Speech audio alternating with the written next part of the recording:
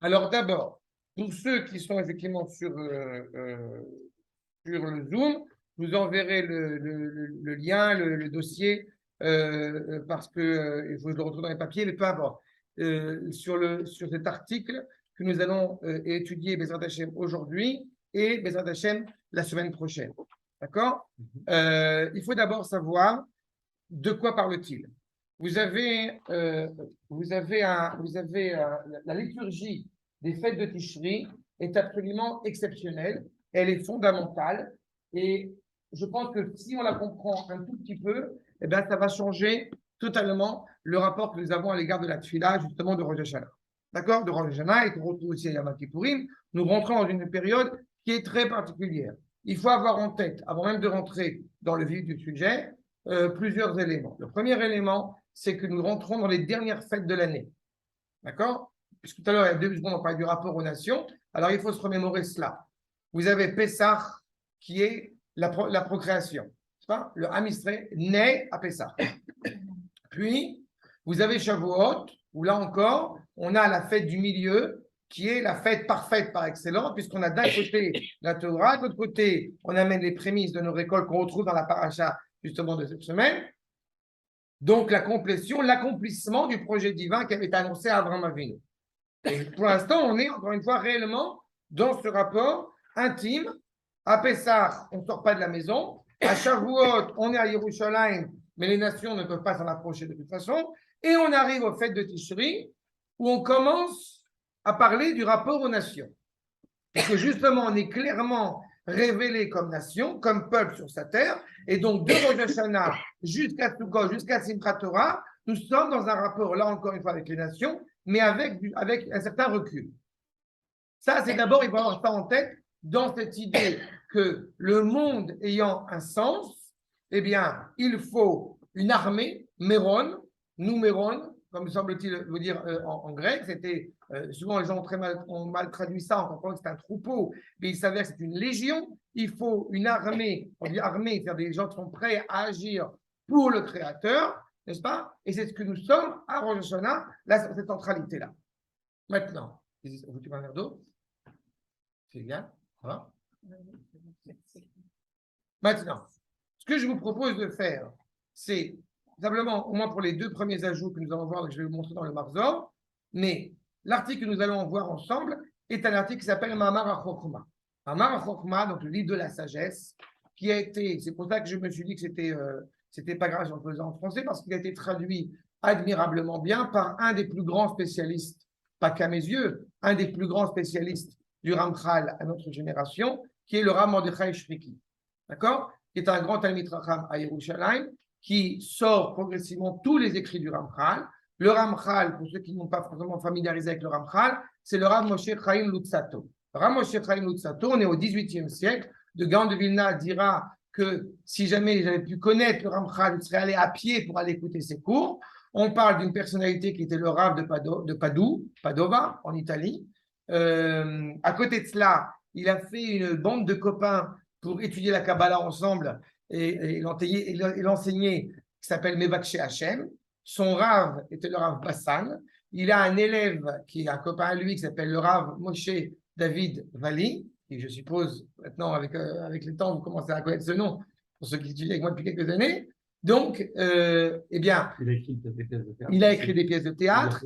Il a écrit un ouvrage fondamental que je vous encourage aussi à Bezrat Hashem à voir à suivre les cours sur Derech Hashem, la voix d'Akadosh Baruch Hu, sur la logique, alors, il a une connaissance absolument hors norme. Évidemment, Shas, Poskim, Kabbalah, Yerushalmi, Bavli, ce que vous voulez. Il a parlé plusieurs langues. Il n'est jamais allé à l'école. Comme beaucoup de jeunes de juifs de cette envergure dans le judaïsme italien, qui ont une connaissance absolument exceptionnelle et une mémoire, enfin une tête absolument, bref. Et il se trouve qu'il était jeune et profondément dangereux vu les enseignements qu'il transmettait, donc il a même carrément, dans certains endroits, été envoyé, été presque excommunié, à la seule condition qu'il n'enseigne plus la Kabbalah. Et donc il a tenu son engagement, il n'a plus enseigné la Kabbalah en dehors d'Israël. D'accord? Et donc, il est venu en Eretz Israël. Il y a une synagogue à Akko qui évidemment est en son nom, et on voit traditionnellement comment était cette synagogue où il priait sous terre. D'accord? Mais Makim Karatecha, alors il est au plus profond, l'humilité, on se met totalement à terre devant Akadosh Baruch Hu. Un Talmid Chacham d'une telle envergure est conscient de cela. Le Tzibour, il priait au-dessus, lui, il était en dessous. Oui, mais il y avait une grille, quoi. Quand même à la terre et oui, mais il se met vraiment en dessous. En fait, si tu veux, Oui, mais ils l'ont enlevé, ils l'ont bouché. Ah oui. C'est comme s'il était à l'étage en dessous. Ouais. Je se met vraiment là-bas. Dans la grande vadrouille, c'est pas de Maïssa, il y a pas de bas. Celui qui va le remplacer à Padoue, c'est Moshe David Vali. Lui, il est monté en Eretz Israël. Il décède à 38 ans. celui-là Le Ramchal décède à 38 ans, ce qui est évidemment relativement jeune. Et ce qui nous fait aussi rappeler le fait que, heureusement, que ni lui, ni le Harizal n'ont commencé à étudier la Kabbalah à 40 ans, sinon on serait perdu, puisque le Harizal il est mort aussi à 36 ans. D'accord. Et ça nous permet aussi de rebondir en expliquant aussi ce point. Dans le monde séfarade, on n'avait aucun problème à étudier la Kabbalah dès le berceau. Dans le monde ashkénaze, même selon cette guicha de dire on n'étudie pas la Kabbalah avant 40 ans, c'est le fait de fixer l'essentiel de son étude sur la Kabbalah. Et ce n'est pas un âge physiologique, c'est un âge psychologique. D'accord. Je veux me permettre de dire que si parmi nous, on attendait 40 ans psychologiquement pour étudier la Kabbalah, bah, on pourrait l'étudier après 120 ans dans le Gilgul là-bas, vu la grandeur des ouvrages à étudier avant, etc. etc. D'accord. Comme disait Manitou, la Kabbalah, elle est très facile à traduire en français, c'est la preuve qu'on ne comprend rien. Quand on commence à comprendre qu'on ne comprend pas, c'est à ce moment-là qu'on commence à comprendre. D'accord. C'est aussi simple que ça. Ça, c'est pour les grandes lignes. Et sur cet article donc, de la sagesse, on va essayer de l'aborder ensemble. Vous avez tous une brochure. Vous les gardez pour vous, la brochure. Vous la ramenez, s'il vous plaît, la prochaine fois, mais voilà. D'accord. OK. On passe directement à la préface. Bezrat Hashem, et on rentre dans le vif du sujet. Avant cela, je prends le Marzor que j'ai devant les yeux. Et pour qu'on ait un petit peu se familiariser avec cela, on prend la prière de la Hamida. Je vous soumets en fait les deux premiers ajouts qui ne sont pas directement inscrits ici, mais qu'il faut avoir en tête. Les deux premiers ajouts qu'il ne faudra pas oublier ni à Rosh Hashanah, ni pendant toute la période jusqu'à Yom HaKippurim. Le premier, que je vous soumets, Zochenu lechaim, melech chafetz bachaim, kodvenu besefer chaim, lemanach Elohim chaim. D'accord? Top. Zochenu lechaim. Donc, qu'est-ce qu'on nous dit ici? Rappelle-toi de nous pour la vie, toi, roi qui désire la vie, écris-nous dans le livre de la vie, pour toi le Dieu vivant. D'accord? Donc, première question. Non, vous ne l'avez pas là-dessus. Non, vous ne l'avez pas encore là-dessus. J'arrive. Juste, il y a deux ajouts dans la là avant de rentrer dans le oufré. Donc, qu'est-ce que nous dit cette partie de la liturgie? Vous pourriez me dire, bah, c'est simple. Je suis en train de demander à Kajborou de vivre 1 an de plus. D'accord? Ça semble logique. Je veux vivre, fais-moi vivant, rends-moi vivant, toi qui es le Dieu vivant. D'accord? C'est absolument faux. On va ajouter, quand on va tremper la pomme dans le miel, on ne dit pas, on dit Merishit Hashana, Ad Achrit Shana, pas Achrit Hashana. En trempant cette pomme dans le miel, eh bien, nous voulons que cette année soit effectivement douce, qu'elle adoucisse les effets du din, les effets peut-être d'une justice qui peut s'avérer délicate, pas seulement pour cette année, mais pour la fin des temps. Quand on dit Zochenu lechaim, il faut avoir en tête qu'est-ce que la vie dans la Torah. D'abord, vous avez évidemment un terme pluriel. Premier détail. Deuxième détail, quand on annonce à un des patriarches qu'il va décéder, ou une matriarche, alors on dit Vayavo Vayamin. Et il arriva au jour. Vayechi Yaakov. Il vit et en fait il va mourir. La chaim ici dont on parle, ça n'a rien à voir avec la vie biologique terrestre dont on pourrait penser. C'est quoi, rappelle-toi de nous pour la vie? De quoi rappelle-toi? Que je va oublier quelque chose? il faut avoir en tête où est-ce qu'on est à Rosh Hashanah. Là, je sais que j'attaque une idée qui est un peu complexe. Et vous deviez avoir en tête, c'est que le jour de Rosh Hashanah, nous rentrons dans le monde avant la faute du premier homme. C'est ça que ça veut dire. Zochenu lechaim, à quel bout tu as créé le monde. Yom erat olam, c'est le moment de l'accouchement du monde, c'est le moment où l'homme est né. Le monde, il a été créé traditionnellement le 25 Elul. Eh bien, Yom erat olam, Era, c'est comme la montagne. Le monde accouche. De quoi accouche-t-il? De ce pourquoi le monde a été créé, à savoir Adam, à savoir l'homme. Adam Arishon est né le premier Tishri. À partir du moment où il naît à Rosh Chodesh et qu'on dit Zochenu lechaim, je veux être attaché à l'essence de cette vie-là. C'est pas la question de Arichut Shanim, comme j'ai mal précisé. C'est Arichut Yamim. Arichut Shanim, c'est de vivre vieux. Qu'est-ce qu'on dit à quelqu'un quand c'est son anniversaire traditionnellement? Jusqu'à 120 ans. Pourquoi pas 119? Pourquoi ça pas 130? Pourquoi pas 150? 120 ans, c'est Moshe Rabbeinu. Que tu aies une vie aussi complète et aussi accomplie et aussi cohérente que celle de Moshe Rabbeinu.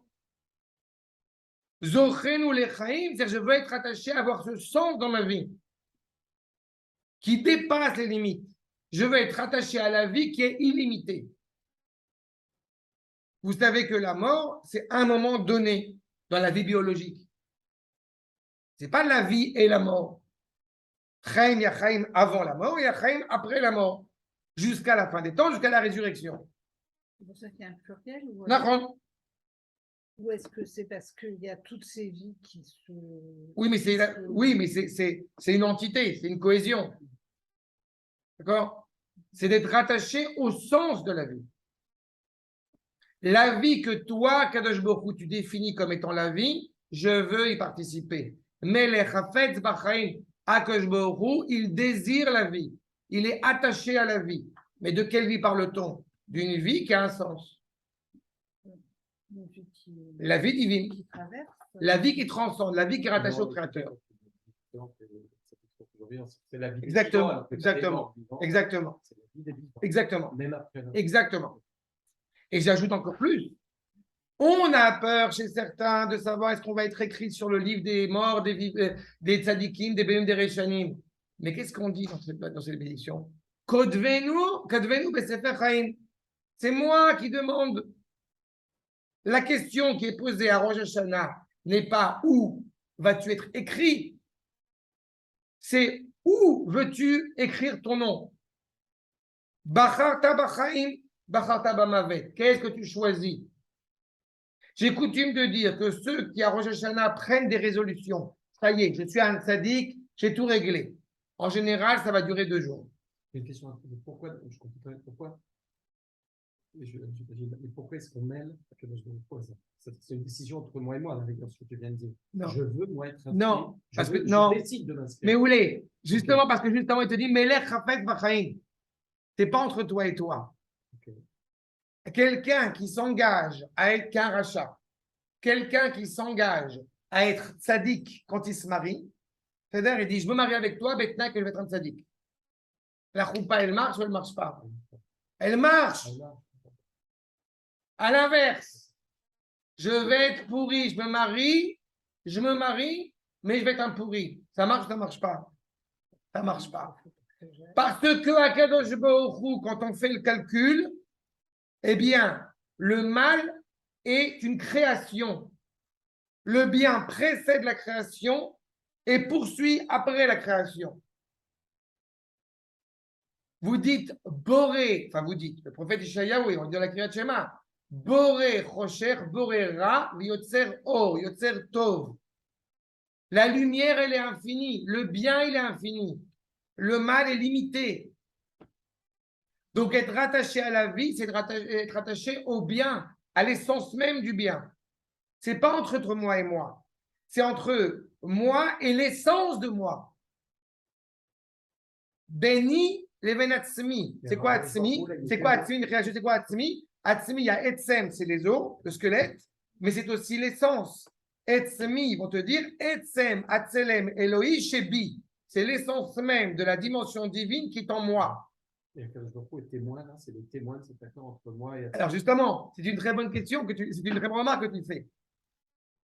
Est-ce que c'est une demande que je suis en train de faire ou c'est un postulat? Alors dans la prière de la Hamida, vous avez 3 brachot, mais en général, on a 3 brachot, 13 brachot et 3 brachot. 13 plus 3, ça fait évidemment 18. Comme d'habitude, voilà. Ah, ça, non, parce qu'on a rajouté la bracha pour les crétins. Ah, ça, 3, c'est la louange, c'est des louanges pour le Créateur. Les 3 dernières, c'est les reconnaissances envers le Créateur. Les 13 du milieu, c'est les demandes. Je pourrais me dire, ok, je demande à Akash Baruch Hu de m'inscrire. Sauf que, c'est pour ça que j'ai corrigé côté entre moi et moi, on n'est pas dans la demande. On est dans la louange du Créateur. C'est toi le roi, tu es le maître à bord. Je suis en cohésion parce que je suis profondément rattaché à moi-même le jour de Rosh Hashanah. Je suis en cohésion avec ce que tu attends de moi, toi le roi. C'est pour ça que c'est dans les louanges. Le projet, il me dépasse, comme dit tout à l'heure Arnaud, le projet, il me dépasse. J'ai le privilège d'en faire partie. C'est moi qui vais mettre la couronne sur la tête du roi le jour de Rosh Hashanah. C'est assez impressionnant de se dire, Mamlir Tameler, j'investis le roi. Mais qui je suis, moi? Moi, je ne sais pas, mais toi, je sais.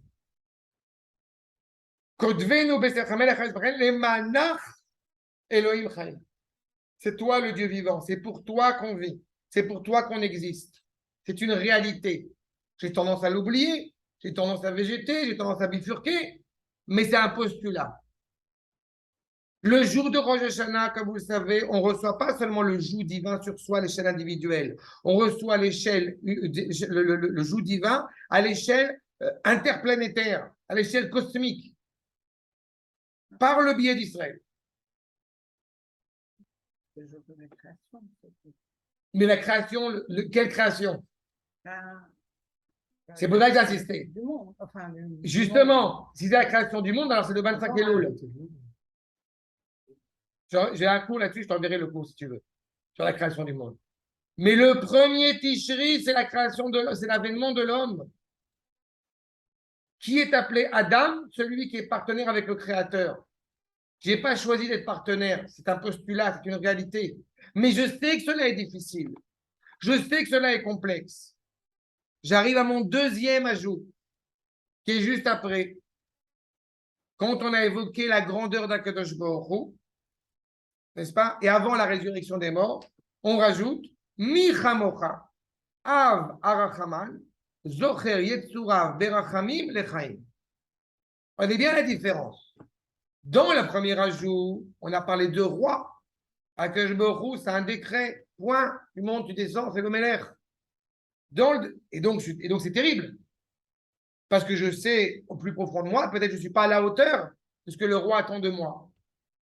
Mais là où c'est exceptionnel, c'est que je vois la grandeur du Créateur qui est plus conscient de ce que je suis moi que moi-même. Mi kamocha, qui comme toi, le Père de la miséricorde, se remémore de ses créatures avec miséricorde pour la vie. Ça veut dire que quand je fais la première ajout, je suis en train de rentrer, j'ai envie de dire, dans l'ADN, dans le cerveau du Créateur. Quand je dis Mikamocha Avarachaman, je suis en train de comprendre que pour passer de la tête d'Akadosh Baruch Hu à la création, il y a une marge. Ça a un nom, ça s'appelle l'histoire. Ça s'appelle la miséricorde. Vous avez la vertu du chesed, n'est-ce pas, de Abraham Avinu. Vous avez la vertu de la force, de la vigueur chez Yitzhak Avinu. Et on a la vertu de la miséricorde chez Yaakov Avinu. Yaakov est rattaché à la vérité. Chesed iten l'Avraham, chesed l'Avraham, et met iten le Yaakov. La vérité, elle revient chez Yaakov Avinu. Mais c'est bien après, c'est bien après la création du monde, donc après, non? Alors, j'adore. Alors, j'arrive. Donc, Mechila. Non, non, non, Oui, non, non, non. Je vais te répondre de la non, manière. non, mais c'est vrai. Non, non, mais non, non, tu restes très important ce que tu dis. Non, mais c'est très important ce qu'elle a dit. Je rigole avec, je sais que je rigole avec. Première qu'il a dans la vie, on est déjà à 10. Non, alors je t'explique. Non, non, arrête, arrête d'abord. Écoute ça, Desquet. Mais la Non, non, création je de l'homme, t'explique, c'est la création d'Israël. Non, je t'explique. C'est très important ce que tu dis. Il y a une discussion chez les Raphaël de savoir si le monde il a été créé en Tishri, il a été créé en Nissan. D'accord? Oui, Controverse pour les alors. Raphaël. Et a priori, ça peut sembler étrange, vous voyez une controverse. Le monde il a été créé à un moment donné. En fait, avant de répondre à ça, je vais ajouter encore une autre complication. Vous avez tous les 29 ans à peu près, j'ai dit pas de bêtises, on fait ce qu'on appelle Birkat Hachama. On fait la bénédiction du soleil. C'est là? Et comme on parle du monde sous l'emprise du soleil, donc ça devrait être en Tishri qu'on fait la bracha. Sauf qu'on fait cette bénédiction en Nissan. Étrangement, on l'a fait en Nissan. Non. C'était pas Dieu. Je reprends. Si le monde a été créé en Tishri, on parle du soleil. D'accord? Dans l'évocation du soleil. Nissan, c'est par rapport à la lune. Vous savez que l'année hébraïque est l'année solilunaire. Donc on a l'ambivalence des deux. Et donc on devrait faire en Tishri la bracha sur le soleil. Sauf que la bracha sur le soleil, on l'a fait en Nissan. D'accord? Concernant les matriarches et Hana, vous vous rappelez la dernière fois, quand est-ce qu'elles sont tombées enceintes? Tishri. Alors, il y a une question qui est posée. La vraie question n'est pas de savoir quand est-ce que le monde a été créé, mais pourquoi le monde a été créé. Ah, Il a dit Kara. Qui dit Kara? Au cours qu'on a eu samedi, Ah. c'est pour ça qu'il a répondu Kara. Bon, on va voir. Non, c'est Ça va venir? Ça revient bien? Le monde, il a été créé en Tishri pour Israël. Le monde entier, Tishri étant l'année universelle qui, encore une fois, comme je disais tout à l'heure, prend son sens grâce au cœur. Vous prenez un embryon. C'est-à-dire, la première chose qui se met en place, c'est le cœur. Oui.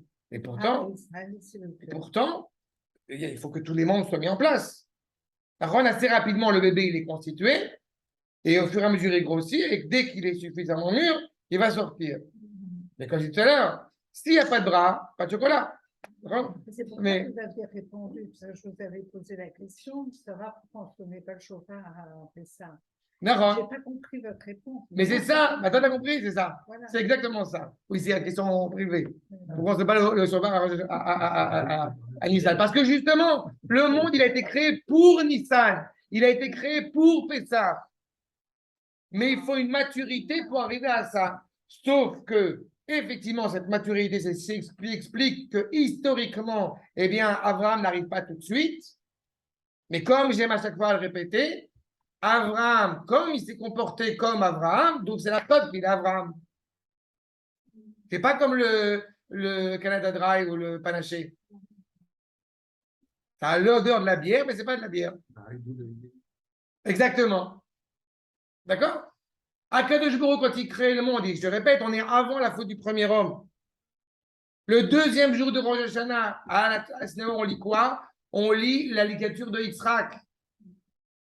Ça veut dire qu'après être né, après avoir annoncé le premier jour la naissance de Yitzhak, le deuxième jour, on te dit, OK, est-ce que tu sais pourquoi tu existes? Au nom de quoi tu existes? D'accord? Non, je m'éclate avec ça. C'est exceptionnel. C'est pas chose de haine. Voilà, bref. Donc, Mikamora Avarachama, ça veut dire le Père de la miséricorde. On est conscient, encore une fois, que l'histoire, eh bien, elle prend son sens et que donc ça demande du temps. De la même manière, mais je pense que vous l'avez en tête, de la même manière que Avram était stérile et Avram a pu enfanter, comme dit le Midrash. Avram, Gematria 248. C'est la Gematria de Rechem. Abraham, c'est la matrice. S'il n'y a pas de miséricorde, on ne peut pas éduquer un enfant. Si on est dans la notion, encore une fois, de justesse, alors on ne peut pas faire avancer l'histoire. La rachmanout, le rechem, la matrice, c'est pour ça que c'est induit chez la femme, chez la mère, eh bien, c'est ce qui donne un sens à l'histoire. Si on pense que c'est du chesed, alors il n'y a pas d'histoire, parce que malheureusement, il n'y a pas de sens. Si on est dans le din, il n'y a pas non plus d'histoire, parce qu'on tranche. Qu'on veut arriver dans la volonté du Créateur, c'est que, je répète, il y ait le Créateur et la créature qui sont en train de cohabiter ensemble en Bluetooth, en symbiose. Mais les deux, c'est une contradiction dans l'esprit humain. D'accord? C'est Rachamim. La droite et le cercle, tout à fait. Exactement. Exactement. La droite et le cercle, c'est Pi. D'accord? À qui est annoncée la notion de Pi, la notion de la rencontre de la droite et du cercle? Tu vas être très étonnant. Yaakov. El Shaddai, Shaddai 314. On apprend que justement, pour que l'histoire elle puisse avancer, il faut qu'il y ait une cohésion entre le créateur et la créature. C'est pour cela que le seul peuple qui est habilité à nommer, à mettre encore une fois le doigt sur ce problème-là, sur cette problématique-là, c'est Am Israël. D'accord? Top. Maintenant, on commence. Ouais. Ah non, mais quand tu rentres dans les tefillah de Tishri, tu ne peux pas rentrer. Moi, je suis sûr qu'on ne peut pas rentrer dans les tefillah de Tishri sans lire ça. Ça nous donne la perspective où on en est. Ah, bah oui, non, mais j'étais vite, mais c'est ça. On est, que a dit dans la mot d'Aï, ça y est, on est partenaire. Ça a commencé avec Abraham, Koré, Brit, on tranche. D'accord? Tu es responsable à 50%. Comme a dit Volponi à Jean Lefebvre dans le Tonton Flagueur, tu as 50% dans l'affaire, va ouvrir la porte. Non? Il a fait. Que je beaucoup et la créature, c'est ça. Un bon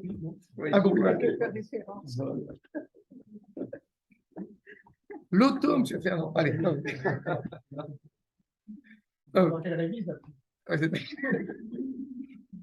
Si vous n'avez pas les références cinématographiques, ne vous inquiétez pas. Ce n'est pas le plus important. C'est juste pour ajouter un petit. Voilà. Bref, donc Oufren. Oufren, Gematria 72. D'accord? On est première page 9. Oufren. Donc, Gematria 72, il y a la volonté du Créateur, encore une fois, inspirée par le Chesed, n'est-ce pas, pour donner à l'homme la possibilité d'agir et de construire. Vous avez évidemment en tête que quand Akadosh Baruch Hu a créé le monde, n'est-ce pas, eh bien, il a créé le monde en 10 paroles. Quand il a créé le monde en 10 paroles, alors on recherche la 10e parole, on ne la trouve pas. Pourquoi? Parce que la 10e parole, c'est Bereshit. D'accord? Pourquoi la 10e parole, c'est Bereshit? Parce qu'il faut d'abord que la vertu, ce que j'ai coutume d'appeler la vertu de miséricorde, la vertu du chesed, Yudke Vavke, mette en place la volonté de créer le monde. Et à ce moment-là, il est organisé, il est agencé par Elohim, la vertu de la justice.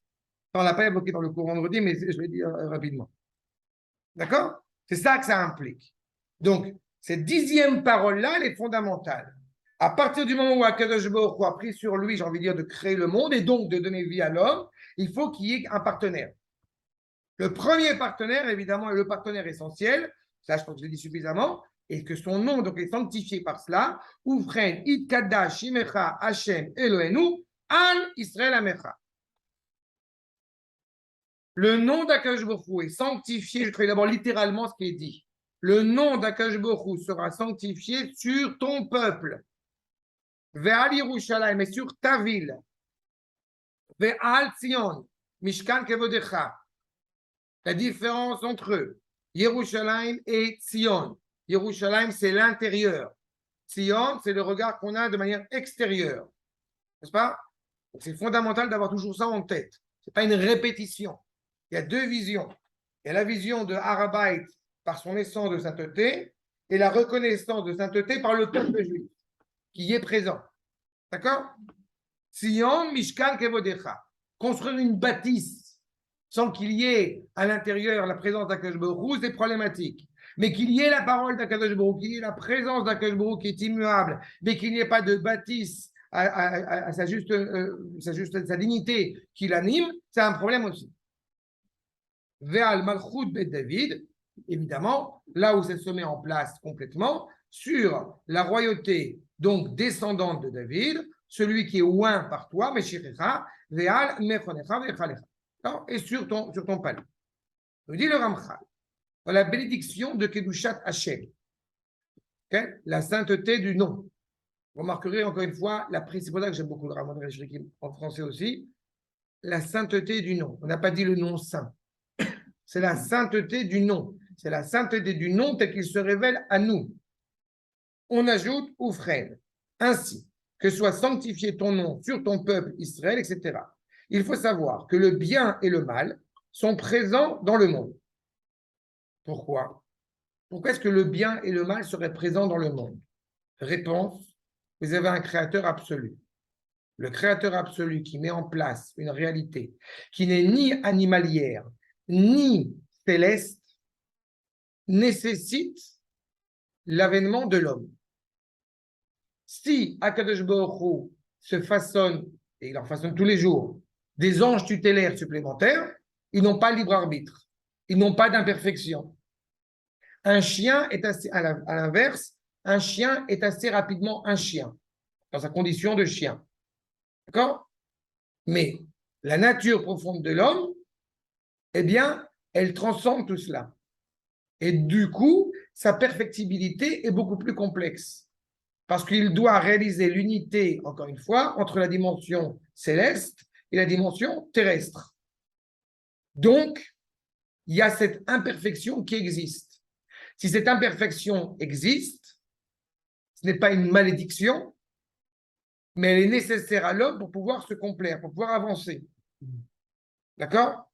Maintenant, malgré tout, on ne va pas se porter volontaire pour cautionner cette idée du mal, cette idée du manque.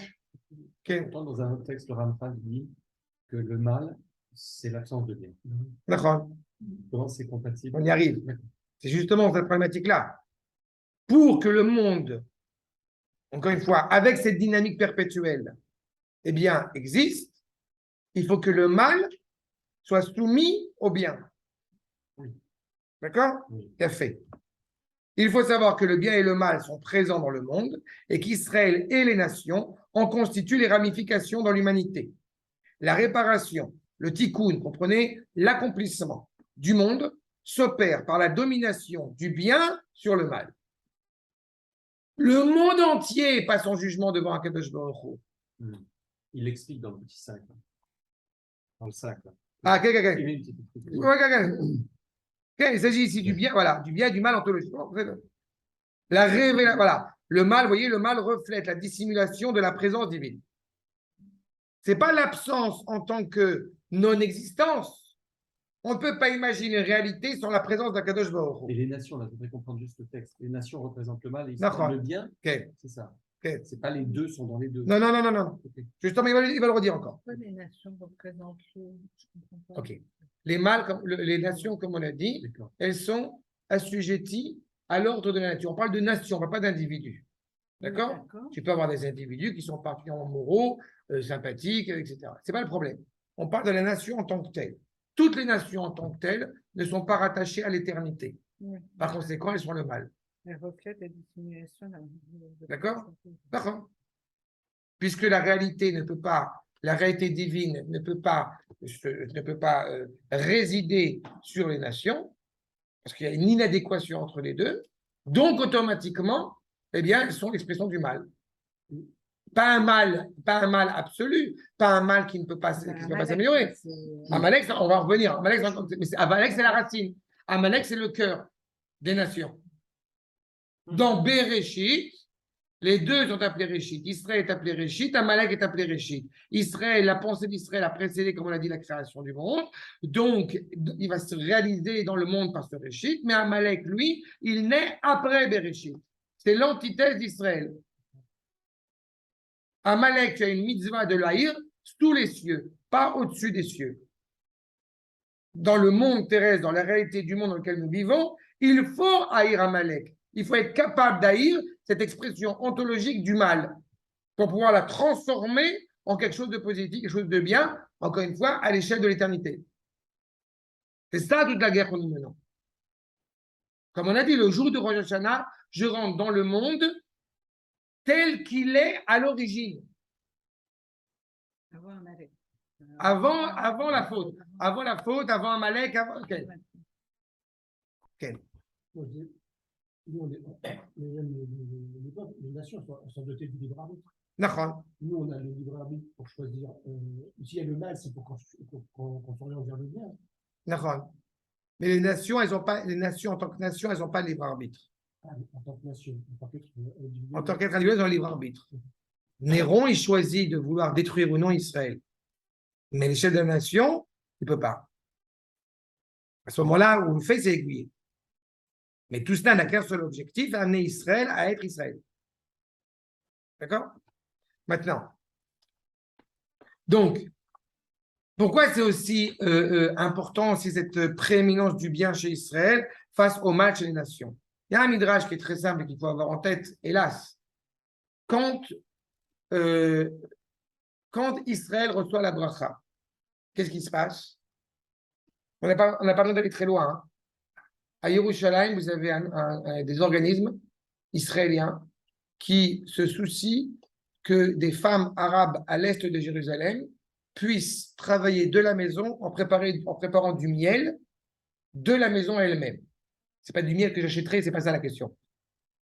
Mais vous avez un organisme israélien qui se préoccupe du sort de ces Arabes, donc pas israéliens.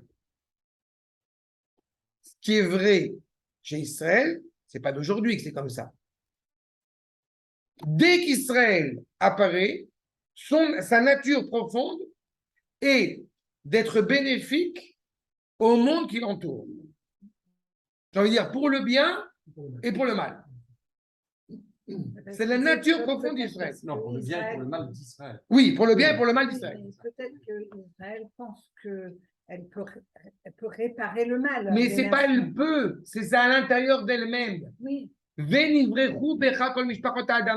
Abraham Avinu, quand il doit se poser la question, je fais le brit ou je fais pas le brit, ça va peut-être me couper des nations. Akadosh Baruch Hu lui dit non, ne t'inquiète pas. Av Amon Goïm. C'est quand on est cohérent, justement, vis-à-vis, encore une fois, et chez Abraham, c'était d'une cohérence exemplaire. Mais quand on est en tant qu'Israël, on veut se préoccuper de l'humanité, c'est en étant pleinement Israël. Malheureusement, qu'est-ce qui se passe à l'inverse? Même pas par rapport au peuple juif, de manière générale. Vous avez le château de Versailles, exceptionnel. Et quand on pense au château de Versailles, avec le bain de Louis XIV tous les matins, d'accord, vous avez le peuple qui est en train de grogner, qui est en train de gronder derrière, parce qu'il n'a pas à manger. Voici ce que ça veut dire quand quelqu'un est arrivé au sommet du pouvoir. On va chercher loin, là. Alors que tout près de nous, il y a la reine d'Angleterre. C'est pareil. Hein. C'est plus de Borito. Hein. J'ai eu beaucoup de peine. T'as raison. D'accord? Mais c'est exactement ça comme problématique. Et là, je vais là, mais on peut aller ailleurs. Tout ce qui s'est passé à travers l'histoire, on avait fait ensemble les 4 empires. Que ce soit la Babylonie, que ce soit la Perse, que ce soit la Grèce, que ce soit Rome. La préoccupation, encore une fois, malheureusement, première et constante, c'est quand il y a une bénédiction, et surtout, quand ça va mal pour ces pays-là, le premier qui va prendre sur la tête, c'est Israël. C'est constamment comme cela.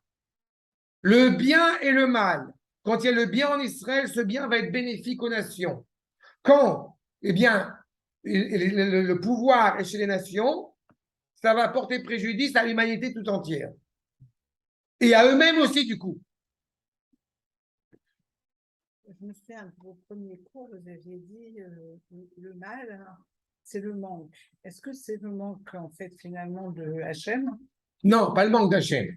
C'est le manque de la reconnaissance. On a dit, ou frenten kavod la amecha. C'est le manque de reconnaissance des nations vis-à-vis de la centralité d'Israël. C'est ça que ça veut dire. Ton nom est sanctifié parce que Israël, eh bien, est au centre.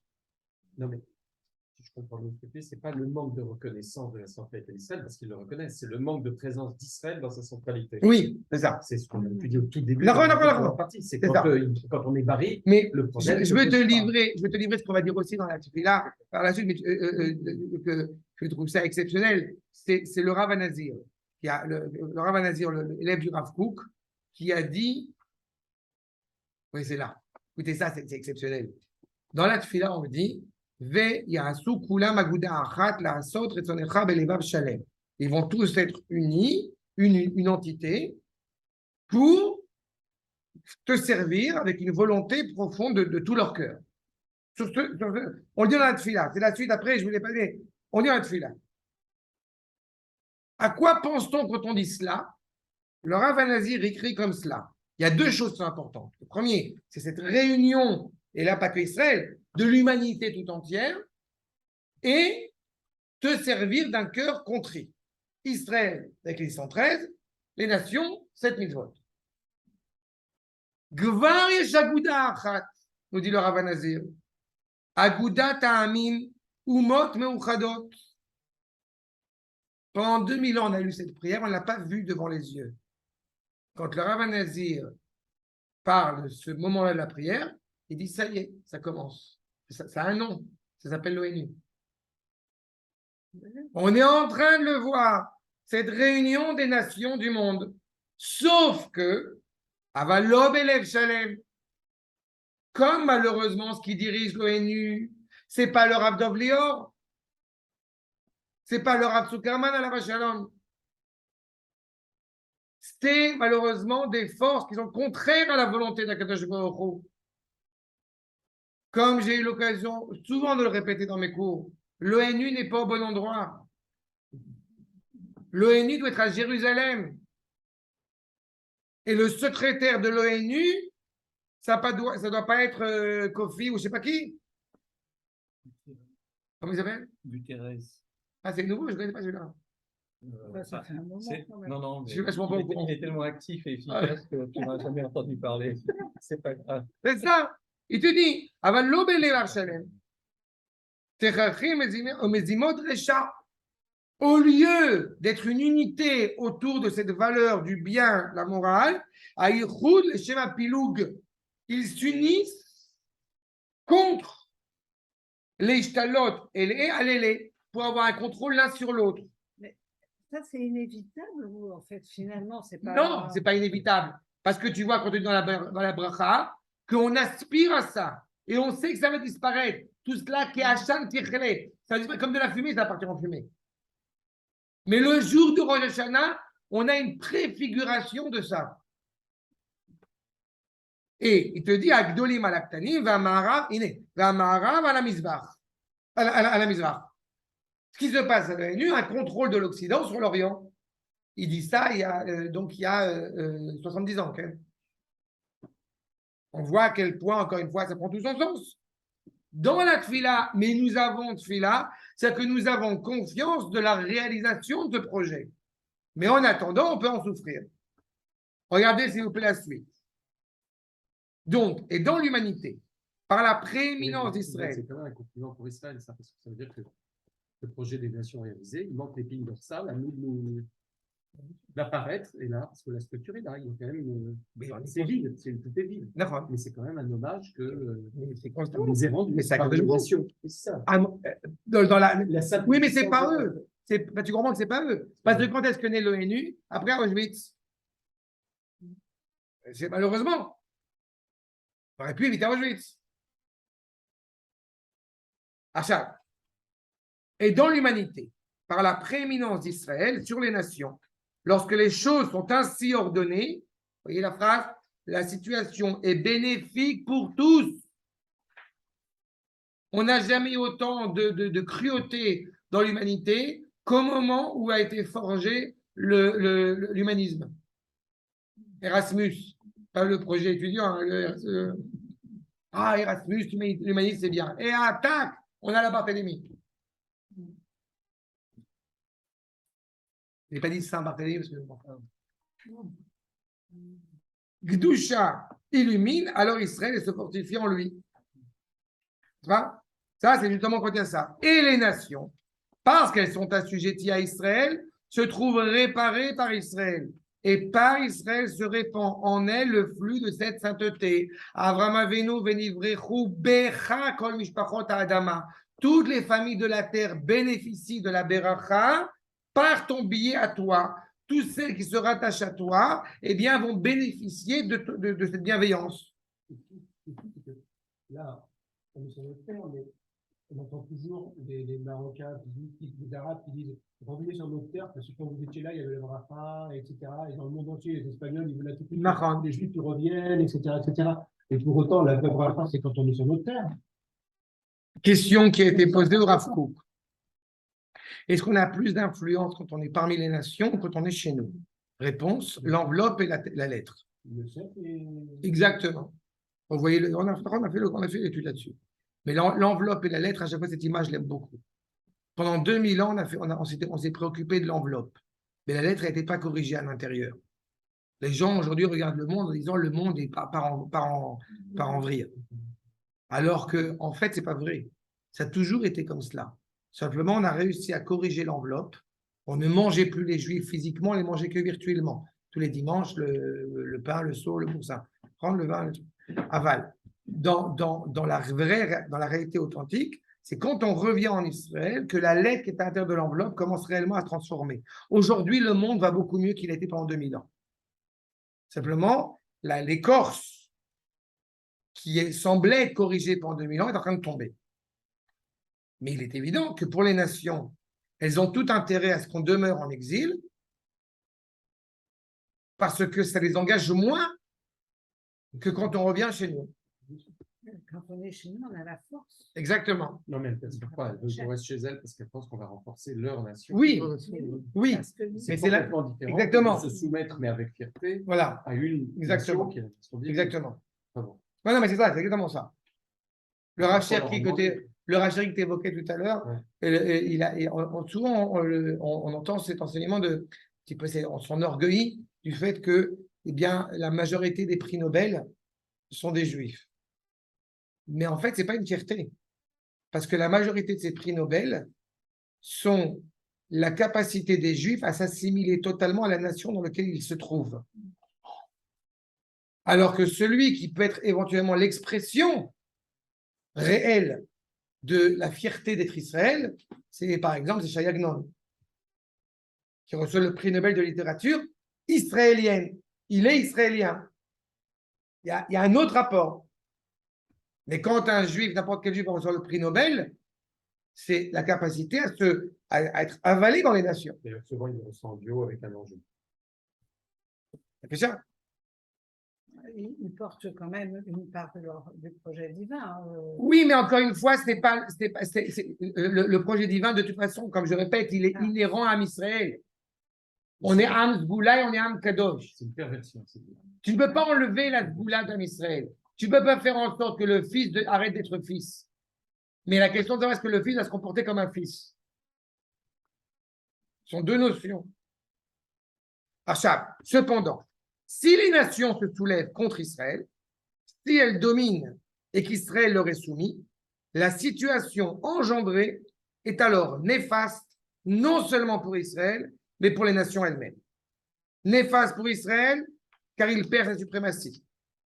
De ce fait, la sainteté cesse de se renforcer dans ce monde, car la place qui lui revient à Israël n'est pas fermement établie. Un monde, il y a une question qui m'est souvent posée, qui fait toujours beaucoup rire, c'est demain vont arriver des Martiens. D'accord ? Alors, qu'est-ce qu'on fait ? Est-ce que ça remet en cause notre religion ? Cette phrase-là, je l'ai entendue 15 milliards de fois, et à chaque fois, elle me fait rire. Non, c'est dans les cours, dans les différents endroits, je sais. Pourquoi elle m'amuse? Parce que sans faire exprès, quelqu'un qui pose cette question-là, elle a enfermé Akadosh Baruch Hu dans le globe terrestre. C'est pas Elohim ou Hachem, c'est Hachem ou Elohim. Alors là, ça va être le martien. Il y a peut-être 200 ans, ça va être, ou 300 ans, ça va être Spinoza avec, pareil, le Panthéon. On est dans la même problématique. On n'enferme pas Akadosh Baruch Hu. C'est nous qui sommes dans le monde d'Akadosh Baruch Hu. Par conséquent, un monde sans Akadosh Baruch Hu a une infinie seconde, mais il n'est plus. Quand on va faire le Maharal ensemble, on est ça ensemble, on verra dans l'introduction du Maharal, ce n'est pas un menuisier Akadosh Baruch Hu. Une fois que la maison elle est construite, on n'a plus besoin du menuisier. Mais entre le créateur et la création, en passant par Israël, il y a un flux vital constant. Donc, s'il n'y a pas de sainteté, s'il n'y a pas de Gdusha, et rappelez-vous que Gdusha, ça veut dire distinguo. N'est-ce pas? On est quelque chose qui transcende l'histoire, qui transcende la création. Il y a une expression terrible que je cite pour bien comprendre ce propos, c'est la Isha Kedesha. La fille de Joa est appelée Isha Kedesha, dans un langage un peu châtié. Elle est en dehors du camp. Kedusha, ce n'est pas séparation, c'est distinction. Un monde qui n'est pas rattaché à quelque chose qui le dépasse tombe en ruine. C'est la base de Tishno, je pense. Exactement. Tout doit être clair, tout doit être limpide, tout doit être à sa place. L'humanisme qu'on a évoqué tout à l'heure, il y a Edmond Flegg, parmi évidemment les grands hommes qu'on aime beaucoup, quand il dit le pourquoi je suis juif, je l'ai passé à un élève, tous les ans je le passe à un élève et je m'émeus de voir c'est qui Edmond Flegg, je ne le connais pas. Quand il dit le pourquoi je suis juif en disant parce que pour nous l'homme n'est pas achevé, c'est nous qui l'achevons, c'est nous qui mettons. Pour nous, parce que l'homme est prêt à toutes les abdications, parce que l'homme n'est pas prêt à aucune abdication.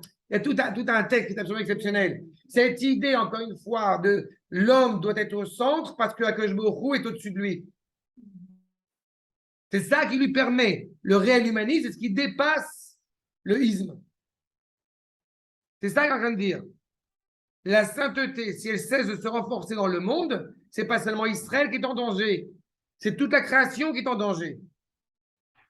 Néfaste, a fortiori pour les nations elles-mêmes, car la lumière de la sainteté ne leur est plus transmise. Au contraire, leur impureté va grandissant et elle s'éloigne du bien. Comprenez, impureté dans le sens de Touma, qui va à l'inverse du sens de la vie. À partir du moment où nous ne sommes pas rattachés à la vie, nous sommes rattachés à la mort. S'il y a Israël, le monde est rattaché à la vie. Il n'y a pas Israël, le monde n'a plus de sens, n'a pas d'épine dorsale. Et donc, ce n'est pas que Israël qui est en danger. Je répète, c'est le monde entier qui est en danger. La finalité d'Israël, finalement, c'est finalement que toutes les nations se réfèrent à Kadosh Baruch Hu. Par le biais d'Israël. Oui. Que par le biais d'Israël. Israël donne la sainteté, en fait. Pas donne, Israël, oui, par essence, et la sainteté. Les nations, elles ont tout sauf la sainteté, en fait. La différence entre Goy Kadosh et Goy, c'est Kadosh. Ouais, se tourne vers Israël comme vers des prêtres. Ouais. C'est finalement utilement, c'est exactement. Et donc là aujourd'hui ils vont mais à la rigueur, ça serait à la rigueur. Qui changent de religion. À la rigueur, ça serait plus facile. C'est un peu ce que. Non, mais je vais un peu loin que ça. Sans dire qu'ils veulent changer de religion, mais au moins qu'ils se réfèrent à Kadosh Baruch Hu. D'abord, justement, on ne veut pas qu'ils changent de religion. On ne veut pas qu'ils changent de religion, en aucune manière. Mais, d'abord, non, on veut que nous être comme nous devons être. Ah oui, oui. C'est ça qui m'importe. C'est ça qui m'importe. Le reste, ça vient tout seul. Et j'ajoute que par rapport à cette notion de prêtre, il y a une petite nuance. Parce que si on était le Vatican, on ne les gênerait pas. D'accord? On n'est pas des prêtres, on est des pontifes qui servons le Créateur. Exactement. Servons le Créateur, comme on l'a dit tout à l'heure, dans tous les domaines. Mais comme on dit, quelqu'un m'a fait une remarque une fois, parce que je voulais que je lui prépare un cours. Non, mais vous êtes rabbin, quoi. Alors, il m'a fait rire quand il a dit vous êtes rabbin. Il n'a pas écrit curé. Vous comprenez la problématique? Oui. Le curé, au-delà du problème évidemment ontologique, il n'a pas de famille, etc. Mais il ne travaille pas. C'est pas que ça. Il a des petits-enfants, quand même. Oui, il a des qui ont autour de mais non, mais il les aime beaucoup. Oui, ça. Assez richement. Dans tous les cas, vous comprenez qu'il y a une nuance fondamentale. Quand on a un devoir d'être une nation qui est là pour servir à Kadosh Kohen, l'Echaim, c'est de servir à Kadosh Baruch Hu. Une nation qui sert par essence à Kadosh Baruch Hu, elle doit le servir dans tous les domaines. Culturels, comme économiques, comme politiques, comme agricoles, comme ce que vous voulez.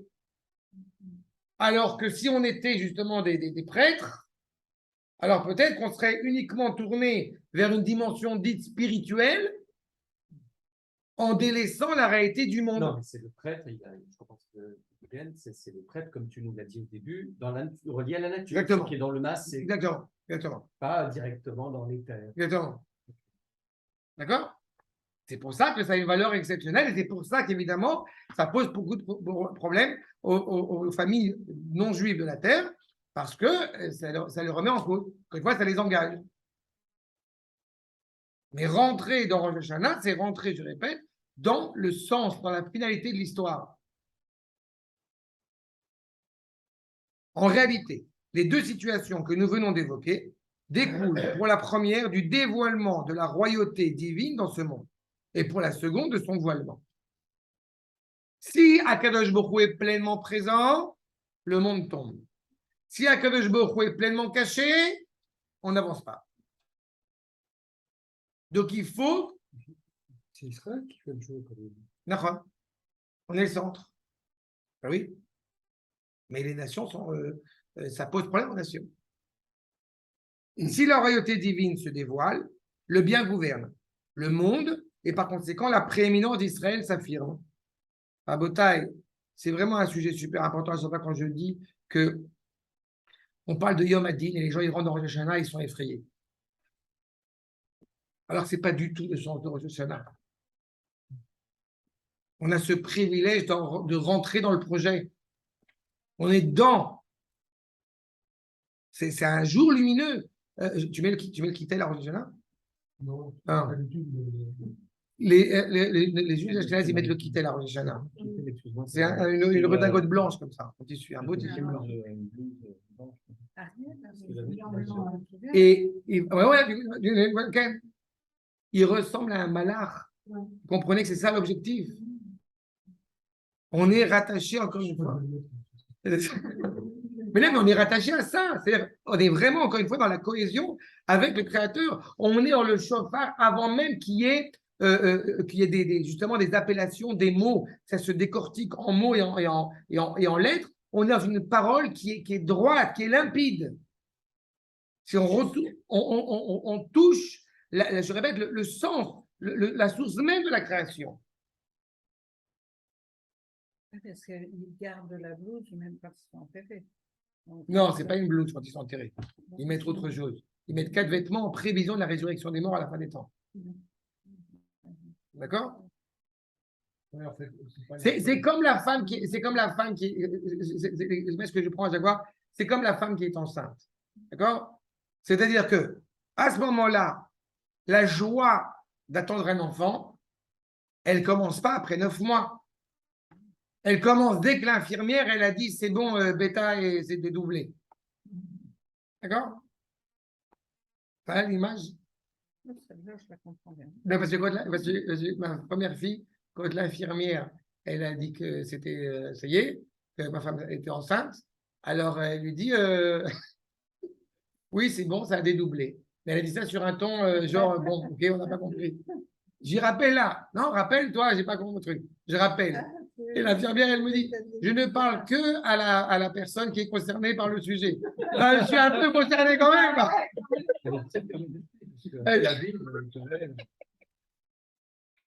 Donc, elle a dit oui. Donc, ça a été parti, évidemment, la crise d'hystérie. Mais donc, ça commence là. Ça commence pas 9 mois après. Enfin, c'est pas à vous que je vais l'apprendre, quoi. Et bien, c'est ça. Rentrer dans le monde du Créateur, c'est rentrer dans le projet. Ça y est, la graine, elle est partie. Le voilement de la royauté divine engendre, quant à lui, l'état inverse. Un monde sans Dieu, il n'y a plus de monde. Et on voit ce qui se passe dans le monde. Or, le jour de Rosh Hashanah, Dieu règne sur le monde comme un roi sur son royaume. Aussi, convient-il ce jour-là de le supplier de dévoiler entièrement sa royauté dans le monde. Vous remarquerez qu'on a dit Kodvenu nous. Mais on s'en fout de Ham Israël. Qu'est-ce que tu me parles? C'est que moi, c'est Yamadin. C'est moi qui ai peur. J'arrive avec mon petit carnet. Moi, j'ai vu que j'ai fait tant de mitzvot, j'ai fait tant d'avérotes. C'est bon, moi, je suis réglé. Vous, je ne sais pas, mais moi, ça va. Ben non, c'est pas ce que là-dessus là. Parce que justement, et c'est ce qui malheureusement, quand les gens sont inquiets à cause de leur faute à Rosh Hashanah, c'est qu'ils n'ont pas compris le sens de Rosh Hashanah.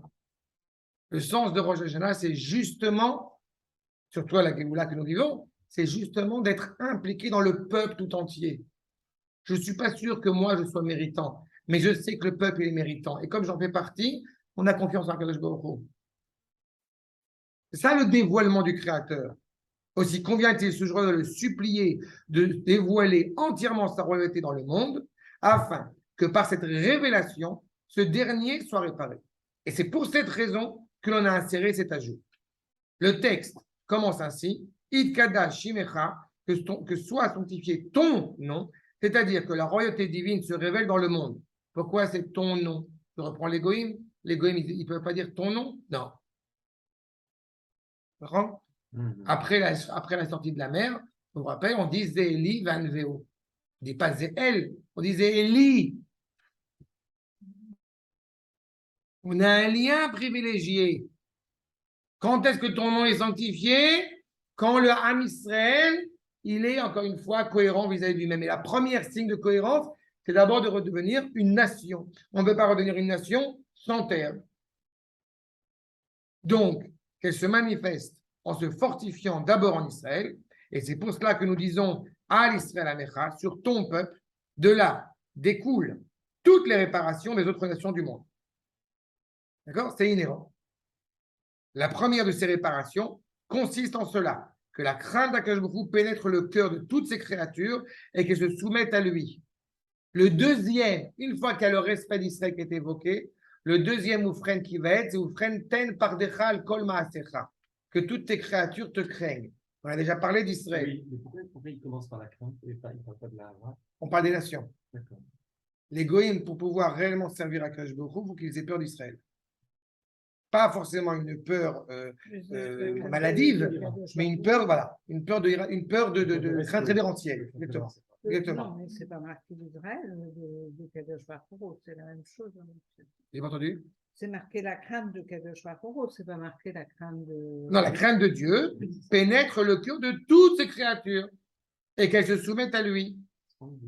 Mais qui sont ces créatures à qui on fait référence ici? Ce n'est pas Israël et les nations ensemble.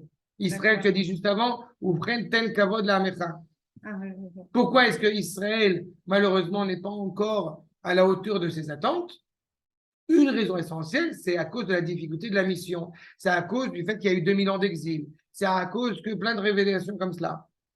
Ça, on en reparlera, si tu veux, à la prochaine Yom Kippourim, sur le Sir l'Azazel. Mais la nature profonde d'Israël, elle est induite dans son lien intime avec le Créateur. Les nations essaient de nous porter préjudice pour nous empêcher ce lien-là. Cette réparation s'opère à deux niveaux, dans les mondes inférieurs et dans les mondes supérieurs, à savoir les nations elles-mêmes, le monde d'en bas et leurs anges, le monde d'en haut. Encore une fois, Bereshit, bara Elohim et Hashem et Haaretz. Shamaim, ce n'est pas le ciel, il n'y a pas encore de ciel. Haaretz, ce n'est pas la terre. C'est le fondement de l'élément céleste spirituel et le fondement de l'élément terrestre. Qu'est-ce qu'on va dire à l'approche de Yom Kippourim, la paracha? Azinu Hashamaim Batishma Haaretz. Les cieux, la dimension éternelle de la création, à la fois spirituelle et à la fois matérielle, doivent tendre l'oreille, doivent être témoignés de l'éternité d'Israël. Ça, c'est déjà énoncé à Bereshit et c'est redit par Moshe Rabbeinu quand on s'apprête à rentrer en Eretz Israël. Lorsque cette réparation se réalisera, ils reconnaîtront tous la vérité et se soumettront à la sainteté de la royauté divine. C'est clair? Achab. Vous comprenez qu'on est loin de, encore une fois, de ce rapport de bigoterie à l'égard de Rosh Hashanah. Achab. On peut avancer encore un peu? Ça va? C'est bon? Je marche pour bientôt. Donc, Un quart d'heure. En tous les cas, vous comprenez, en tout cas, vous comprenez qu'il faut une force colossale qui doit être donnée à Israël pour arriver à cet objectif. Et vous comprenez que cette force colossale qui doit être donnée à Israël, elle provient de la bienveillance, de la bonté infinie du Créateur. Il y a quelque chose que je dis souvent à mes élèves à la Yeshiva sur ce point-là, c'est que le problème, c'est que quand on se regarde dans le miroir, ce qu'on a l'impression, pour les hommes, je parle pour les femmes dans l'autre côté, on a l'impression que on se voit comme on a l'impression d'être. Alors qu'en vrai, c'est pas vrai. En vrai, on a une grosse kippa, on a des péotes, on a une barbe. D'accord? En vrai. Pas sauf les pachowski parce que. Moi non. Non, parce que la barbe, comme j'arrive un peu lesquels. Ce que je veux dire, c'est que l'image qu'on se renvoie et l'image qu'on est vraiment. J'aime à répéter, et c'est fondamental, et on a du mal à l'entendre à chaque fois. Il m'a compris, c'est pas que l'image, cette idée-là d'éternité, c'est-à-dire du sang d'Israël, elle ne démarre pas à l'extérieur. Elle démarre à l'intériorité profonde. C'est ce qui est inhérent à nous. Mais à nous. Qui est inhérent à nous, en nous. À nous. Qui est inhérent à nous, en nous. Mais je veux dire à l'échelle du peuple. Et alors, j'ai pas compris. Non, j'ai pas compris. Non, mais j'ai pas compris, c'est bien. Non, j'ai pas compris. À partir du moment où tu te définis comme juif, c'est ça que je veux dire. Mais l'individu comme une partie du tout. Oui, tout à Non, fait. moi je suis pas d'accord avec ce justement. C'est Ce ça méta que je voulais dire. qu'on gère en permanence entre la droite et le cercle, on l'a en nous en tant que juif aussi. C'est ce que je dis. Dans notre relation. Mais d'accord, c'est pour ça que je suis pas d'accord avec ça. Ah, ok. Elle est inhérente en nous en tant que juifs individuellement. La question de savoir est-ce que la distinction entre nous et les nations n'est que spirituelle ou elle est aussi essentielle, elle est aussi physique, elle est aussi ça, eh bien, à cela, je te réponds de la manière suivante. Quand tu fais la circoncision, les femmes n'ont pas besoin de faire ça, mais quand il y a la circoncision, on ne la fait pas avec un petit peu d'eau, un peu de flotte sur la figure, on la fait parce que, justement, Khatamta al-Besarenu, que la chair qui nous anime, le sang qui coule dans nos veines, c'est du sang de juif. 1. 2, quand on va accompagner un mort, on va à l'enterrement, quand on accompagne quelqu'un à un enterrement, il n'y a pas écrit Gvod Aneshama, il y a écrit Gvod Amet. C'est le corps qui a de l'importance. Ça nous montre bien que même le corps d'un juif a une valeur essentielle. On ne fait pas les mitzvot pour la neshama, on fait les mitzvot pour le corps. Donc, ça veut dire, là où, et on avait souvent évoqué cette problématique-là, là où la nuance, elle est intraduisible, c'est qu'en français, tu as ou le collectif, donc un ensemble d'individus, ou l'individualisme. Et ce que je suis en train de prononcer, évidemment, c'est toujours la même problématique, c'est le klal. Ce n'est pas un ensemble d'individus. D'accord? Quand le Ham Israël, ce sera un sujet important, quand le Ham Israël, on est le premier Tishri, à l'époque de Ezra et Nehemia, et Ezra et Nehemia, eh bien, donnent des paroles, transmettent la Torah au peuple. Et le peuple est en pleurs parce qu'il voit la différence entre ce qu'on appelle le Ratsouille et le Matsouille. Il voit la différence entre la réalité et la vérité aspirée. À cela, Ezra et Nehemia vont dire ne vous attristez pas, au contraire, réjouissez-vous et échangez Mishloach Manot entre l'homme et son prochain. Pourquoi est-ce que le fait de faire un Mishloach Manot, eh ben, ça change l'état d'esprit dans lequel on peut se trouver?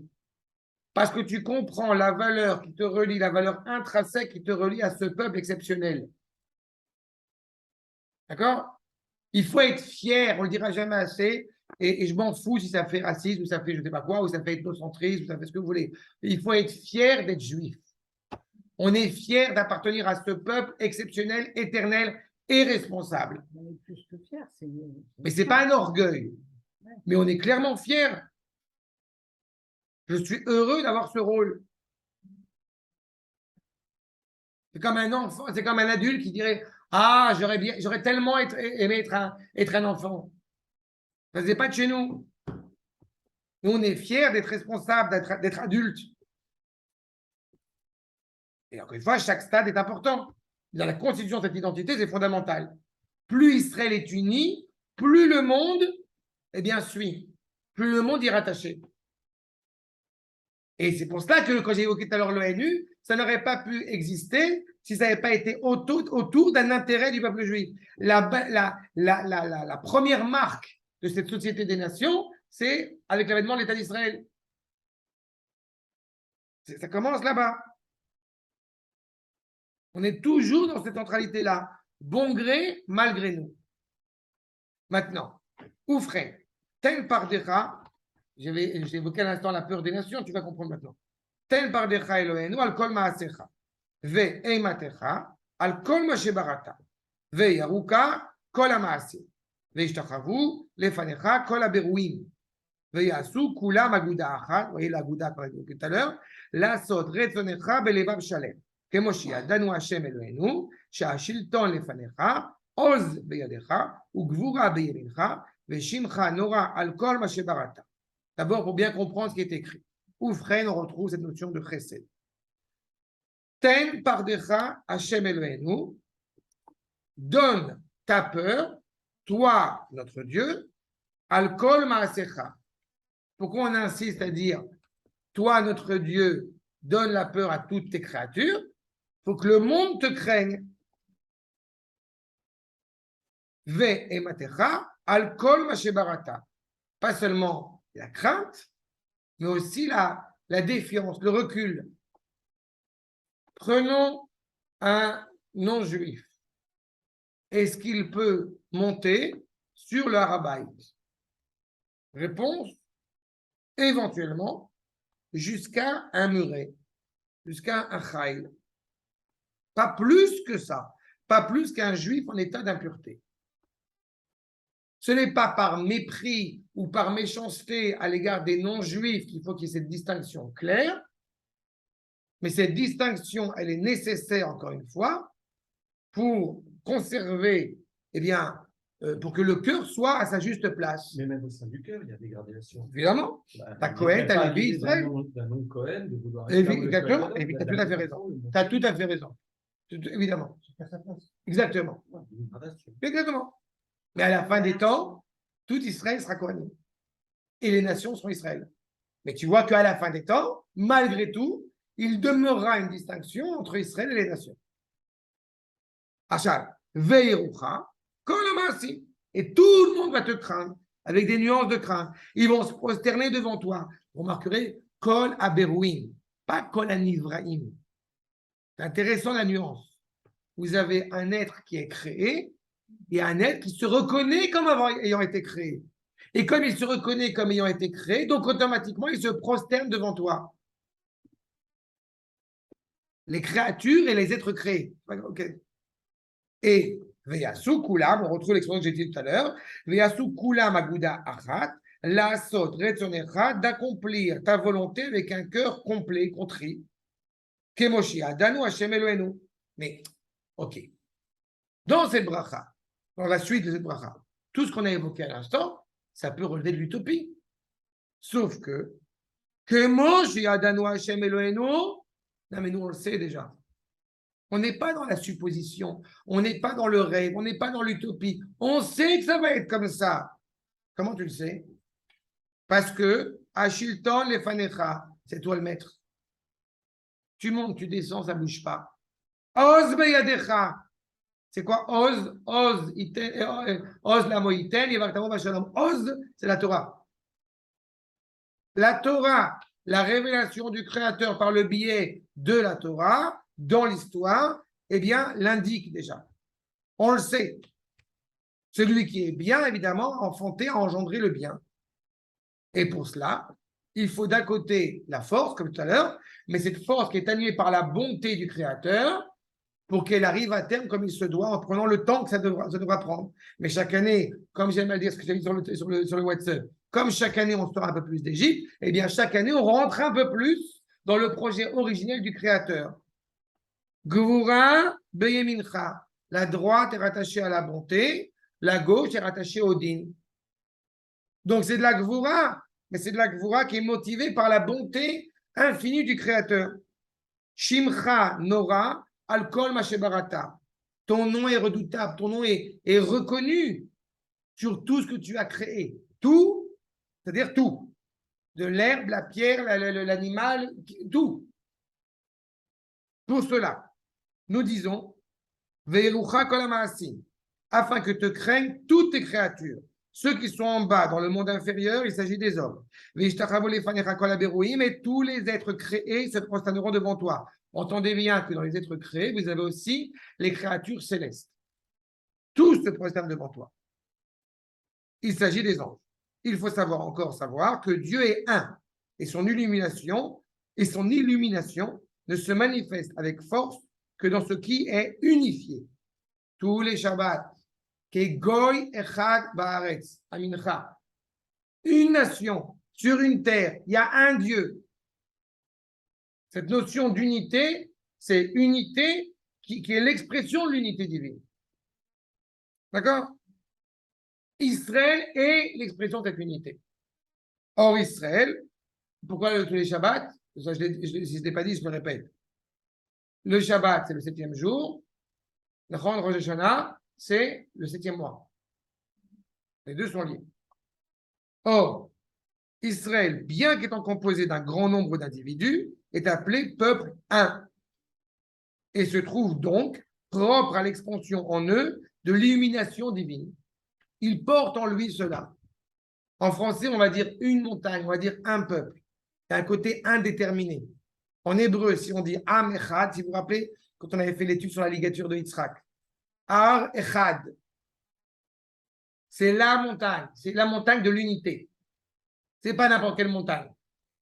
Elle porte, cette montagne, le nom de toute la région. Tu vas au Sinaï, Ar Sinaï, tout le désert, c'est le Sinaï. Non, cette montagne-là, elle porte en elle, eh bien, le sceau de toute la région. Am Israël, Am Echad. Pourtant, il y a plein de juifs de couleurs, d'horizons très différents. Les Metsuyan. Israël est l'indice de toute l'humanité. Il porte en lui ce sceau. En revanche, les nations sont composées d'entités multiples qui, de par leur nature, sont désunies.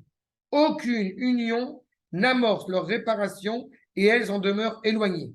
Leur réparation ne s'opérera que dans la mesure où elles se soumettront à Israël. Alors, bien que les nations soient intrinsèquement multiples et désunies par Israël, elles se rassembleront et trouveront elles aussi une forme d'unité. Bien qu'elles soient multiples et désunies par Israël, elles se rassembleront et trouveront elles aussi une forme d'unité. Et seront en mesure, elles aussi, de recevoir un peu de la lumière de l'unité. Hein, c'est limpide ce que dire. Si c'est trop simple et trop clair, vous me direz, on peut aller plus loin. Mais pourquoi justement pas plus qu'un peu? Et parce qu'il y a encore une fois. C'est une histoire de mesure. C'est une histoire de proximité. Je te répète, c'est très important. Tu as une nature intrinsèque. Si on était à l'extérieur, tu pourrais apprendre. Tu peux prendre une carte de membre. D'accord? Mais on n'est pas une carte de membre. Combien de fois j'ai coutume d'expliquer cette problématique-là quand on me dit, et à chaque fois on me le demande, mais les convertis. Mais le vrai converti, c'est pas un converti. Non, mais il y a autre chose. C'est une naturalisation. Donc, tu n'as pas une démarche de l'extérieur, tu as une démarche de l'intérieur. Si on était effectivement dans un rapport, pourquoi un peu d'unité, pourquoi pas toute l'unité, à partir du moment où je fais que. Un peu de la lumière. Un peu de la lumière, c'est ça, un peu la lumière de l'unité. Mais tu n'es pas capable d'avoir plus. On ne sait même pas si nous, on reçoit, c'est toute la lumière. Nous, on ne reçoit pas toute la lumière. Mais la de la on reçoit. Mais si on reçoit toute la lumière, on n'existerait plus. Pour l'instant, c'est pour ça que le Oufren après qui va arriver, Oufren, Sadikim, il y a la Zoub, il y a Ranenou. C'est typiquement juif, c'est le dernier vœu que l'autre non-juif puisse recevoir au moins autant qu'elle. Il n'y a pas plus que ça. Exactement. C'est la volonté profonde du juif de se préoccuper de la terre entière. C'est la préoccupation constante d'un Israël. C'est ce qui rend notre faveur, c'est ce qui est à notre faveur et aussi qui nous met en danger. La nature profonde. Tu aimes ton fils profondément. Tu peux aimer tous les enfants de la terre et tous les voisins, mais ton rapport avec ton fils, il est un peu différent de ton rapport avec le voisin. Bon, c'est ça. Am Israël, c'est Béni Bechori. Donc, tu es capable de comprendre aussi quelque chose que le fils du voisin, il ne peut pas comprendre. D'accord? C'est exactement ça. Top, Abotai, je vais m'arrêter là. On reprendra la présentation la prochaine fois. D'accord?